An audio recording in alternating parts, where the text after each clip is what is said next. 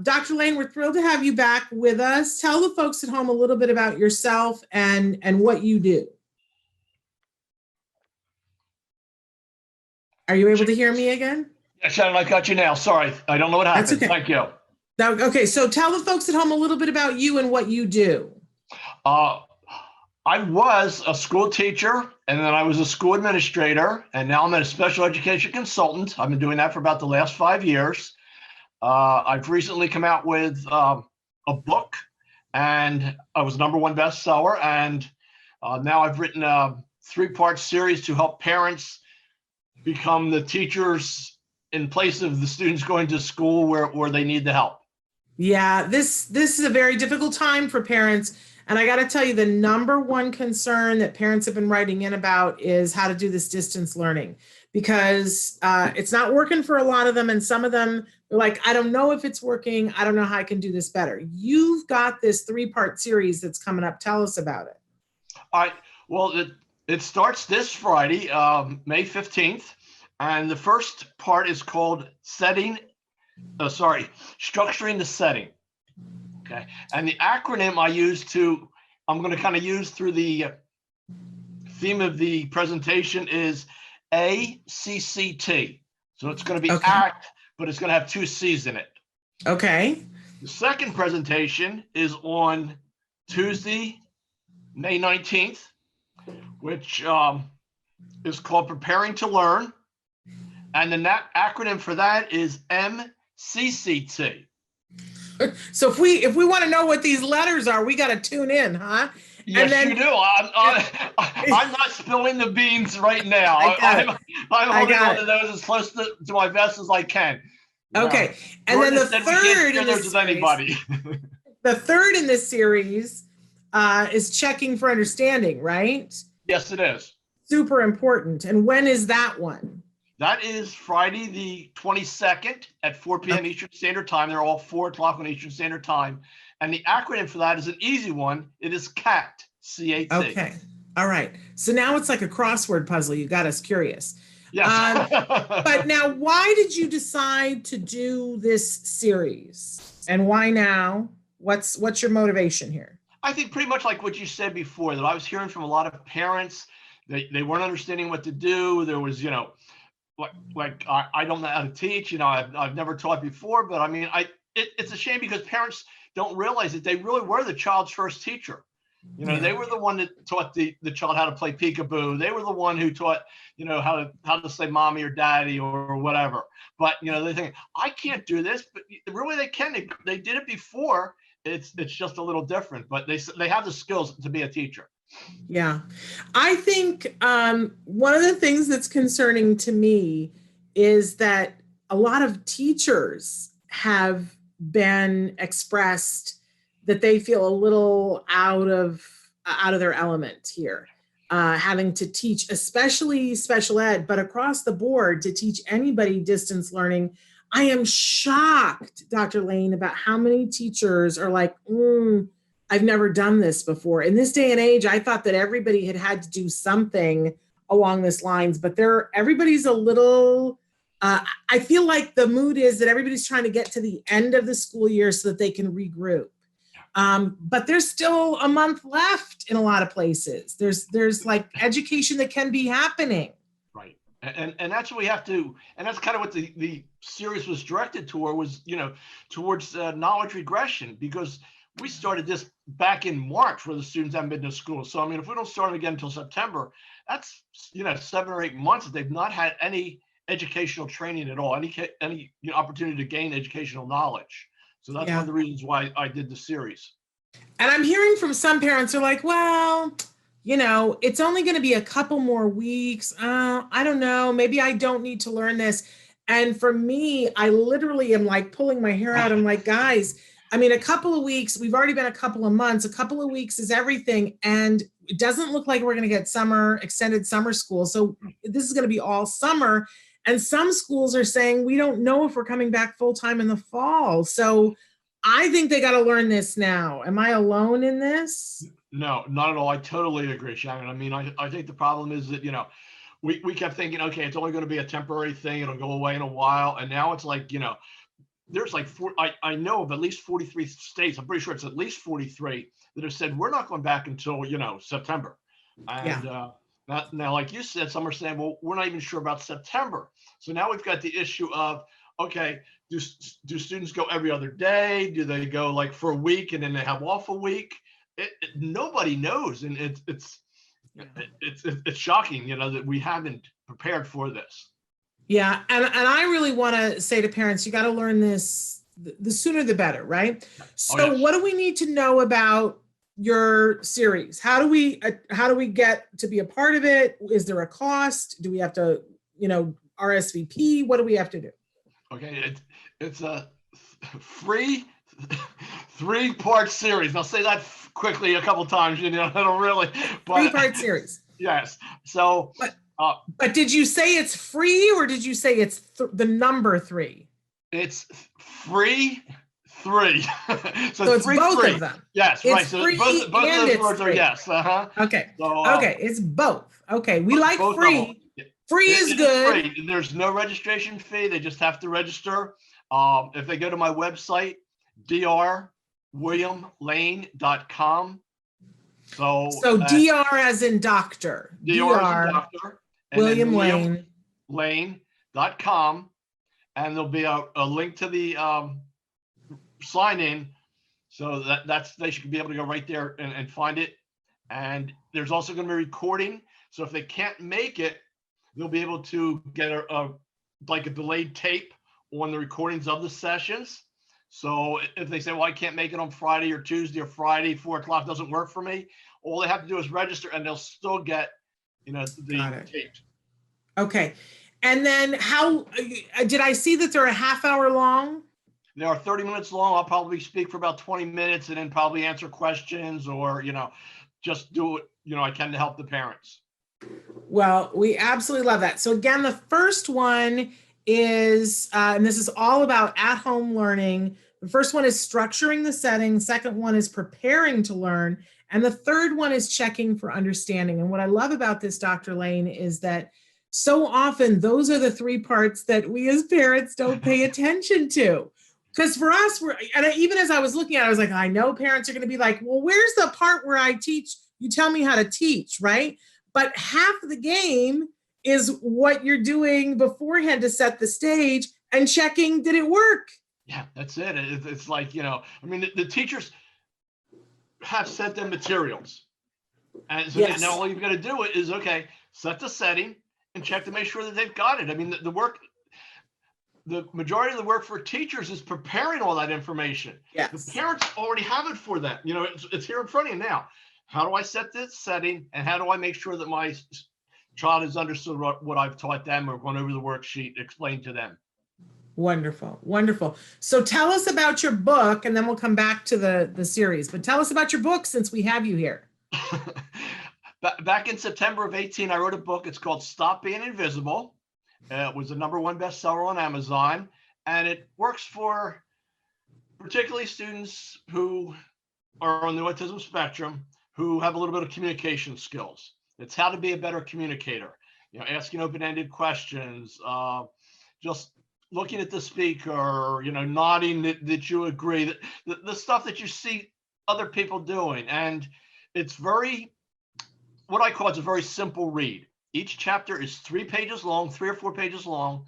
And then at the end is what's called an opportunity section. So what did I learn? How can I apply it? And then you reflect on whether it worked or not. So if you read the chapter, you put it into practice and it doesn't work. All right, well, let me reread the chapter again, see what I missed. Maybe there was something that I can practice again and see if it works better for me. And then you just move on to the next chapter. If you already know how to do that part, this chapter, you can just skip that chapter and move right on. But you can write right in the book. It's a textbook and workbook. As a former teacher, I know that students don't always bring both their textbook and their workbook. So I put them all together in the same book. Yeah. So, why is this important to you? Why did you find yourself in this arena? I have self-diagnosed myself as being somewhere on the spectrum. And I can remember hearing from my mom all the time saying, there goes Billy to be off by himself. I probably had less friends than you could count on one hand in school. I would go to events and I would be the one that would stand up against the wall and not talk to anybody. And I would eat lunch by myself at the school cafeteria or any of the conferences I went to. And then all of a sudden I realized that, this is one, not the way I want to live my life. And two, there has to be a better way. So this is all from personal experiences and things that I did to make myself a better communicator. Yeah. And I'm so sorry that you experienced that strife. But I'm so glad for you that you've taken that, helped yourself, and now said, I'm going to make sure that I make this available to other people. I think that's a huge calling to have in life. And when did you realize, like, so you realize, okay, there's got to be a better way, but when did you look at it and go, I think this is me? Like, when did you hear about autism and Asperger's and go, I might be somewhere there? I think when I started teaching at the college level, and I was teaching the special ed classes, I was teaching wannabe teachers how to deal with students on the spectrum, how to deal with students, just at all kinds of special needs. And I'm like, wow, that sounds a lot like the things I do. And it was like, oh, boom. And it was just like almost like a slap on the side of the face, like, Bill, this is you. You've got to put out what you're doing. And I mean, people find it very hard to believe because, literally listening to me, I mean, I'm very comfortable. I was very comfortable in front of my classroom. I was very comfortable in front of a large auditorium full of students, 500 students, no problem at all. But boy, when I get into a setting that I was not comfortable in, I went into my little shell and nobody even knew I was there. Yeah. I think, Dr. Lane, that, so many people who watch this show, who have a lot, overwhelmingly, we have parents watching the show, although we have a large population of individuals who are on the spectrum and maybe our parents as well. In fact, we have parents who watch the show to learn about their kids and then go, I think that's me. I think that's me. And some of them take the time to go and get a diagnosis. Others say, I think I'm going to look at this and say, I'm going to treat myself as if, and learn the things that I need to learn, and not so much worry about the label, that it isn't necessary for them to get the label. We talk about on the show that, really the only thing that the label does for our kids is give them funding. And that other than that, it's really not that useful, the label, right? So you have not felt that you needed to actually go and get anything other than what you know yourself. You didn't feel the need to go and get a formal diagnosis. I did go one place to get a formal diagnosis, and because I think I was like too far into my correction stage, the guy looked at me and said, "You don't belong here. Just you're wasting both of our times." So I guess I didn't realize it, and then when I did realize it, I started changing so quickly, and it was like, I've got to get this. I've got to change my life. I've got to help change other people's lives. That it was like, I was just so advanced and moving forward that the doctor looked at me and like, no, we don't even need to talk. So. One of the things that I think is something we need to work on is the fact that the current diagnosis of autism is a disability, and it is very strict, and it says you must have these things to the point where it interrupts your life from functioning. If your life functions, then you don't qualify for a diagnosis of the disability. And I want us to get to the point that at some point we can say, well, there is autism spectrum, not disorder. There's just autism spectrum for individuals who aren't experiencing a disabling effect from it, because I see this all the time in my life. People who have found that they had a deficit of something, figured out how the workaround or how to do the thing that they have the deficit in. Their brain still works in a totally different way, but they are not disabled. Would you count yourself in that category? Yes, I would. I think I was limited with a lot of the things I was able to do, but I kind of found a way around it. I mean, when I decided to change myself, I became like a politician at like family events. I'd go around and I made sure that I said hi or talked to everybody at the event. whether I just said, how's your day going? Are you enjoying the meal or whatever? But I just went so overboard that, it really was not a disability then. But Yeah.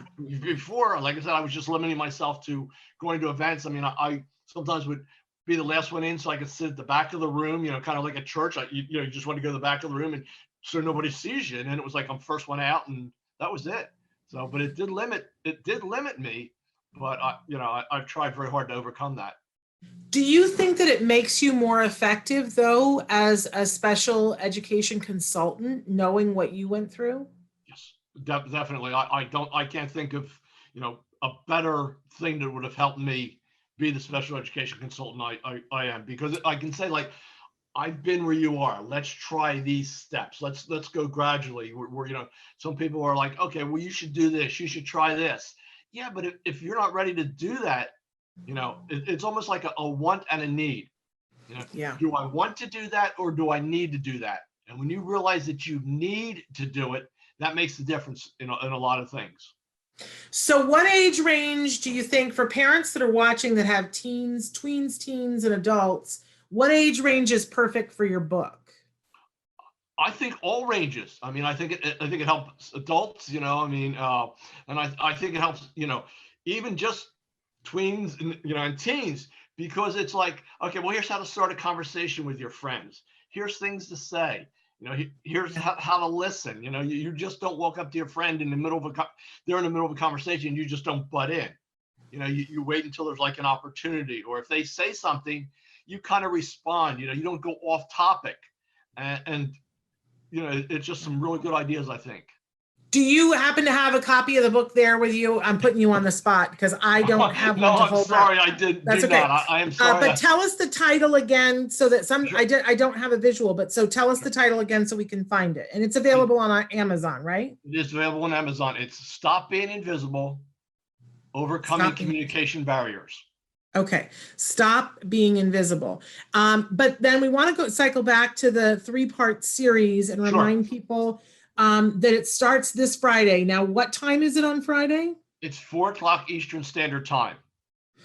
Okay, so 4:00 Eastern Standard Time. For those of us who are on Pacific Coast, that's going to be 1 p.m. 1 p.m. And yes. It's just a half an hour. And here's the single most important thing, you guys. Register for it. Whether you think you're going to have time or not, register for it so that if you do miss it, because sometimes that's what happens, right? Stuff happens. Right. But if you miss it, then you're going to get an email later on with a code to the recording. Is that correct, Dr. Lane? That is correct. That's the way they'll get it. Yes. Okay, so so the first one is on Friday. The second one is on Tuesday, same time? Yes, ma'am. And then the last one will be a week from Friday. Right. Same time. Okay. Friday, Tuesday, Friday, yes. Do you have to register for each one, or do you just register once?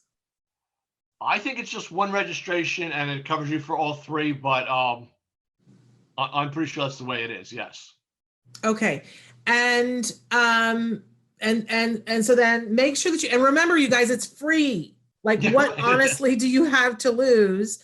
And so the first one again is going to be structuring the setting, yes, which I think a lot of us need help with, how we set up the environment so that we make sure we're setting them up for success.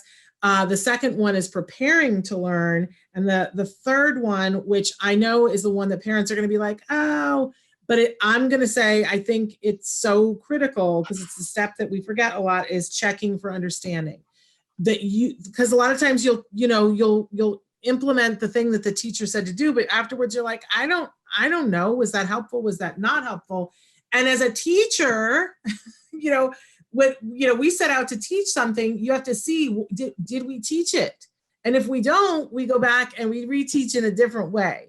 And that's information you can give your teachers, but you got to check to see, did they learn it? And if they didn't, then you go back to the teacher and you say to them, they didn't learn it. So make sure that you get all 3 of these, but checking for understanding. Now, we only have like 2 minutes left, Dr. Lane, but somebody wrote in a question. They said, Dr. Williams, our school didn't want to change groups for online school services because there's only 1 month left. They feel that there's too much work to update things, suggestions. We're hearing this about IEPs, that the schools are going, the parents are going in for the IEP saying this isn't working, and they're going, well, there's just a month left. Let's just leave it alone for now. Do you have any suggestions for that? No, I mean, I don't think that that's beneficial to the students. I mean, I can't judge the districts, but I don't think that's what is going to help the students. And I mean, there might be some ideas that I offer in the workshop that the parents can use to, and that could be a good question for a parent to write in.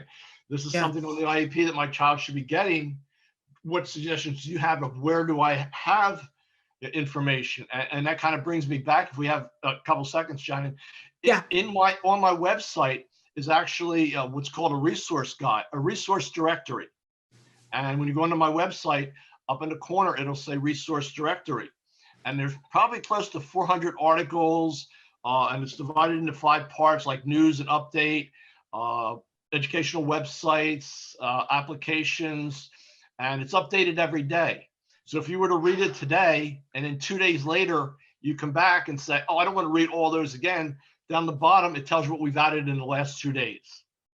There you go. So, okay. Well, so again, your website is Dr. So it's Dr.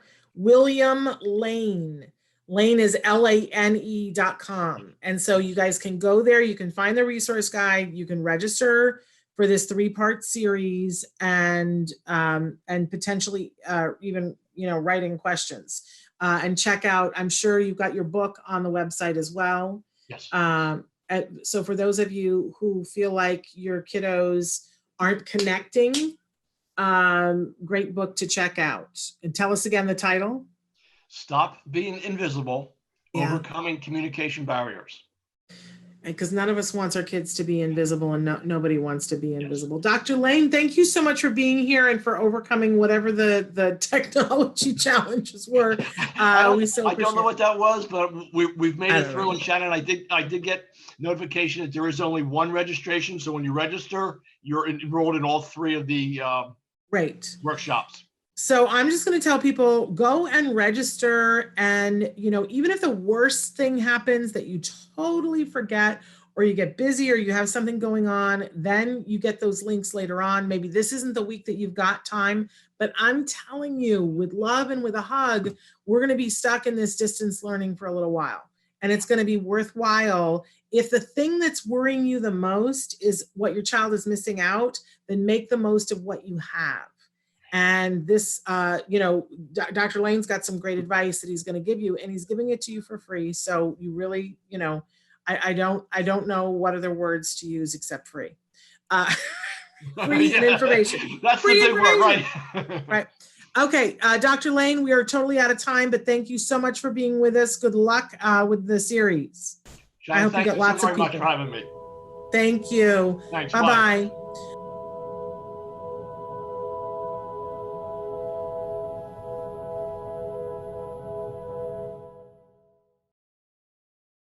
Hey, thanks for watching Autism Live. To subscribe, click here. And if you'd like to check out some more of our videos, click here.